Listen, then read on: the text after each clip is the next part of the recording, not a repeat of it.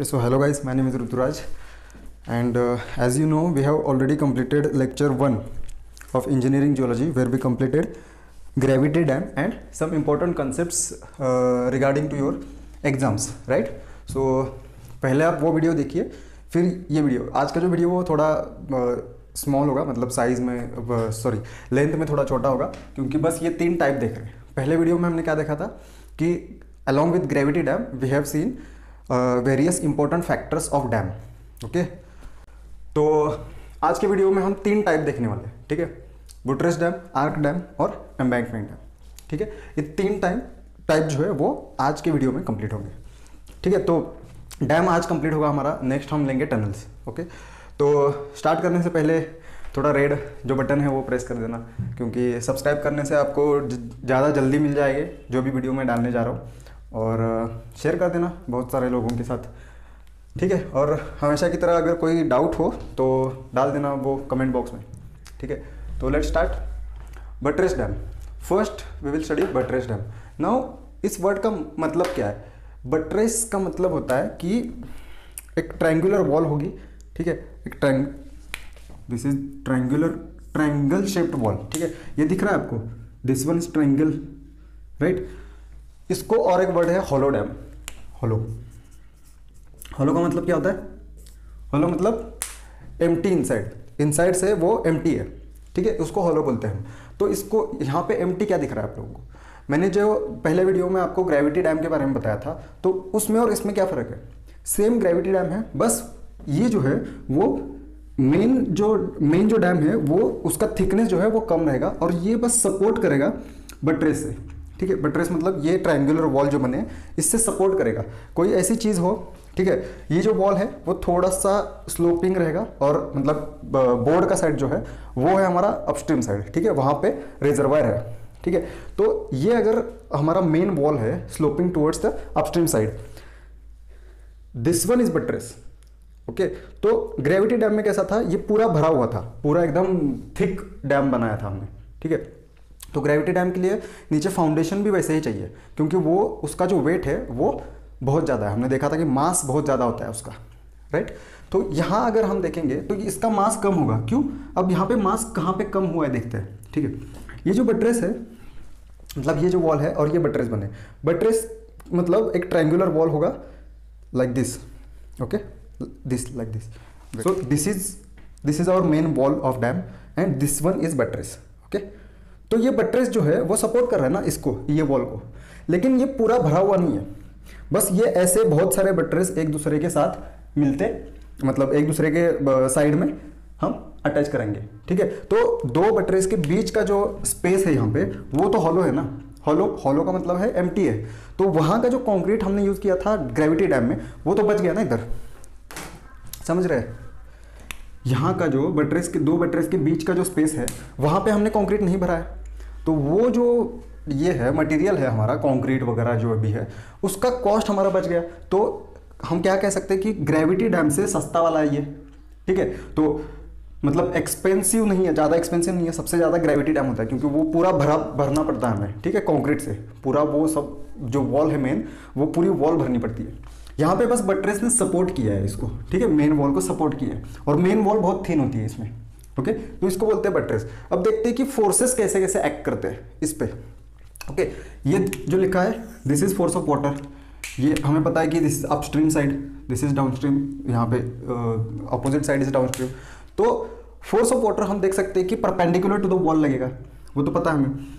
बीच वाला जो वॉल है उसका फोर्स कहाँ लगेगा? वो तो हमने ग्रेविटी डैम में भी देखा था। ग्रेविटी डैम कहाँ पे अप्लाई करता है फोर्स? फाउंडेशन पे।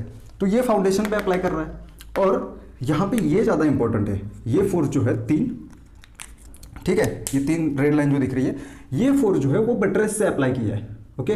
तो बटरेस क्या करेगा? फोर्स ऑफ वाटर को अपोज करेगा, ठीक है? और वो जो फोर्स ऑफ वाटर और बटरेस का जो ये है, दोनों फोर्सेस है अपोजिट, तो वो दोनों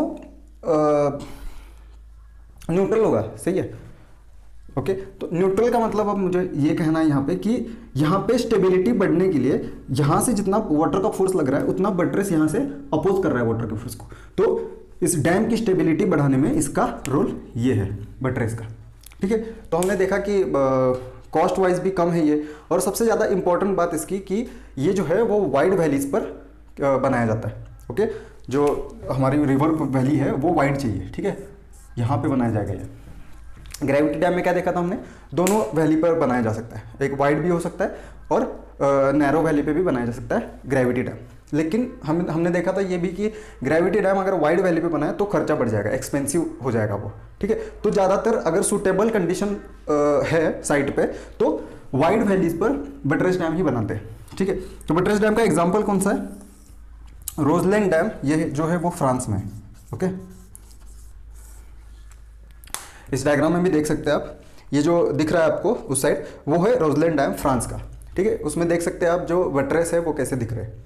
ओके, तो हो गया बटरेस डैम, तो हमारा हो गया, ठीक है। अब नेक्स्ट जो है वो आर्क डैम और एम्बैंकमेंट, ये दो थोड़ा इससे कंपैरेटिवली इजी है समझने के लिए भी, ठीक है। तो आर्क डैम, अब आर्क डैम का जो डिज़ाइन है वो आर्क शेप्ड होता है, यहाँ पे दिख रहा है आपको, ये जो है वो क्रॉस सेक्शन नहीं है, ये एरियल व्यू है। Okay, this is aerial view. Okay, तो आप इमेजिन कर सकते हैं कि ये जो फोटो है वो, ये जो फोटोग्राफ है ये एयरक्राफ्ट से लिया है, ऊपर से, ऊपर का व्यू है ये, ठीक है। तो this is our upstream side.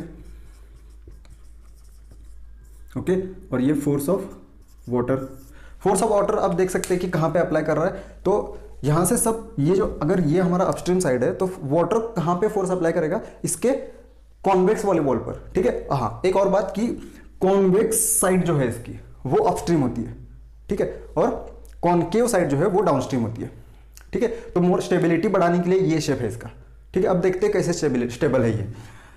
हाँ, सबसे ज़्यादा इंपॉर्टेंट इसको हमने देखा था कि अबूटमेंट बोलते हैं, अबूटमेंट। अबूटमेंट का मतलब क्या है, if this is valley, river valley, और ये हमने डैम बनाया, तो ये जो, ठीक है, जो साइड पे डैम वैली को टच कर रहा है इसको बोलते हैं अबूटमेंट। हमारा ये क्या हुआ, फाउंडेशन, ठीक है। जो नीचे बेस है वहां पे हमारा फाउंडेशन होगा, ये हमारा अबूटमेंट है, जहां पे वैली को जाके डैम टच करेगा वो अबूटमेंट है। और इस डैम का स्पेशल फीचर है कि इसका जो वाटर का फोर्स है वो अप्लाई करेगा कॉन्वेक्स साइड पे, और कॉन्वेक्स साइड पे अप्लाई करके दोनों साइड वो डिवाइड करेगा, और सबसे ज़्यादा फोर्स जो है वो अबूटमेंट पे होगा, ठीक है। तो ये इसका स्पेशलिटी है और याद रखने के लिए ये इंपॉर्टेंट है, ठीक है। फोर्स ऑफ वाटर देख रहे हैं आप कहाँ लग रहा है, ओके। तो यहाँ से जाके ये पूरा फोर्स इन दोनों पे जा रहा है।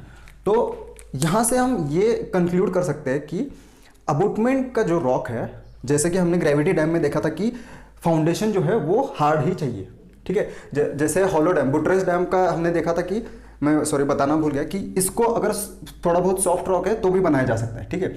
सॉफ्ट मतलब एकदम सॉफ्ट नहीं, कंपैरेटिवली सॉफ्ट, ठीक है। लेकिन ग्रेविटी डैम नहीं बनाया जा सकता सॉफ्ट रॉक पे, क्योंकि उसका मास ज़्यादा है, वो फाउंडेशन जो है वो ग्रेविटी डैम का जो वेट है वो झेल नहीं पाएगा, ठीक है, इसलिए। अब आर्क डैम का ये है, अबूटमेंट पे सबसे ज़्यादा प्रेशर जा रहा है, ठीक है। दिस इज और एरियल व्यू। अब देखते हैं कि क्रॉस सेक्शन कहाँ कैसे लिया है। अगर दिस वन, ओके, ये क्रॉस सेक्शन लिया है। अब ये हमें पता है कि दिस इज और अपस्ट्रीम साइड, मैंने बताया था कि कॉन्वेक्स साइड जो है, कॉन्वेक्स साइड वो होती है अपस्ट्रीम साइड, कॉनकेव साइड होती है वो डाउनस्ट्रीम साइड होती है, ठीक है। ये हमारा फाउंडेशन है, ठीक है। सबसे मेन बात, ये जो आर्क डैम है ये नैरो वैली के लिए फेमस है, ठीक है। नैरो वैली, अगर रिवर वैली नैरो है तो यहाँ पे सबसे ज़्यादा सूटेबल जो ये है डैम है वो है आर्क डैम, ठीक है। और इसका जो एग्जांपल है वो इडुक्की डैम सबसे ज़्यादा फेमस है, केरला में, ये India, okay.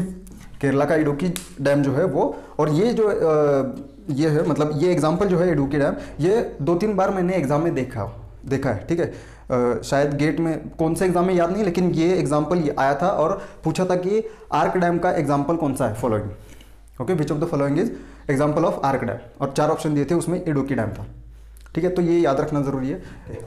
Next important thing about arc dam is, ये जो होता है वो सबसे थिन होता है, ठीक है। हमने देखा था ग्रेविटी डैम में हमें क्या देखा था कि सबसे थिकर होता है वो, ठीक है। मास ज़्यादा करना है हमें, क्योंकि ग्रेविटी अप्लाई करके हमें उसका मास जो है वो फाउंडेशन पे सबसे ज़्यादा ये करना है, ठीक है। फाउंडेशन रॉक हार्ड है तो ग्रेविटी डैम का खासियत क्या है कि उसका मास सबसे ज़्यादा है, ओके।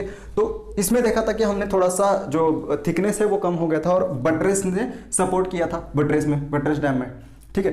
तो इसके लिए ग्रेविटी डैम से सब थोड़ा कम मटेरियल लगेगा, लेकिन इसके लिए सबसे कम मटेरियल लगता है क्योंकि ये सबसे थिन डैम है। ओके, तो ये ज़रूरी नहीं है कि बड़ा होना चाहिए वगैरह, क्योंकि हमारे पास वैली ऑलरेडी छोटी है। ठीक है, वाटर का फोर्स भी उस पर डिपेंड करेगा।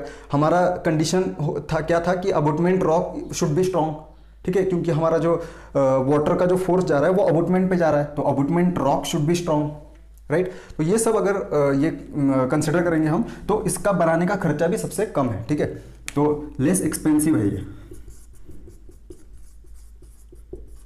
ओके, लेस एक्सपेंसिव है, ठीक है, और मतलब लेस एक्सपेंसिव में मोर स्टेबिलिटी दे सकता है ये। बस ऐसी साइट ढूंढने के लिए थोड़ा कष्ट लेना पड़ेगा जियोलॉजिस्ट को, इंजीनियर्स को वगैरह। ठीक है, और लास्ट जो है वो एम्बैंकमेंट डैम है। ये बहुत कॉमन है, बहुत बार आपने देखा होगा। ठीक है, ये बहुत कॉमन टाइप ऑफ डैम है। ठीक है, तो लास्ट टाइप जो है वो हमारा एम्बैंकमेंट डैम है।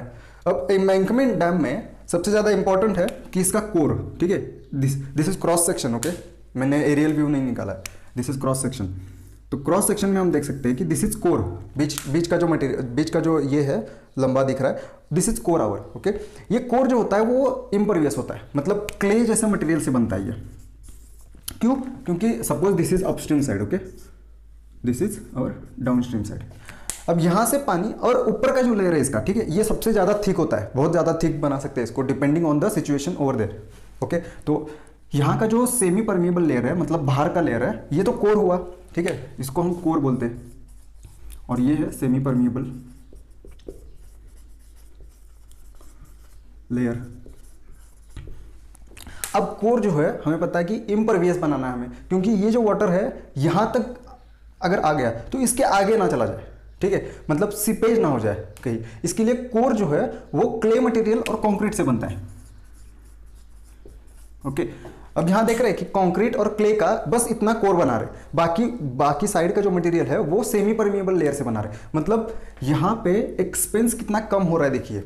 बस कोर जो है बीच वाला वो सबसे ज़्यादा अच्छा, फाउंडेशन भी अच्छा होना चाहिए इसका। ठीक है, मतलब फाउंडेशन क्ले कोर का जो फाउंडेशन है it should be deep.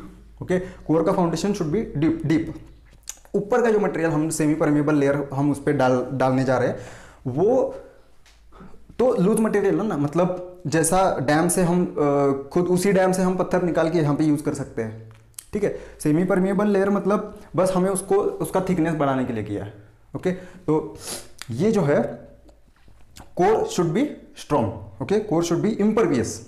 Okay, तो इम्परवियस होना ज़रूरी है, और सबसे सॉफ्ट रॉक अगर भी हो तो भी ये एम्बैंकमेंट डैम बनाया जा सकता है। ठीक है, और एम्बैंकमेंट डैम का जो एग्जांपल है हमारा इंडिया का, वो टेहरी डैम जो देहरादून में है, देहरादून उत्तराखंड में है ये। ठीक है, टेहरी डैम जो उत्तराखंड में है, तो देख सकते हैं आप कि जो एम्बैंकमेंट डैम कैसा होता है एक्चुअल में दिखने में। ठीक है, तो इसी के साथ हमारा ये लेक्चर खत्म होता है, और आगे हम जाके पढ़ेंगे tunnels. Okay, so thank you for watching my video, and please do subscribe first and share with your other friends also. Okay, share with many people. Okay, thank you so much.